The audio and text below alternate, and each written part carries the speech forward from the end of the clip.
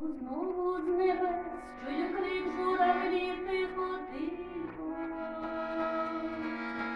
Відлітають вони від зими, від війни та від лиха. Та дорога для них так важка, ой, не близька. І присіли вони на галяву й ціле військо.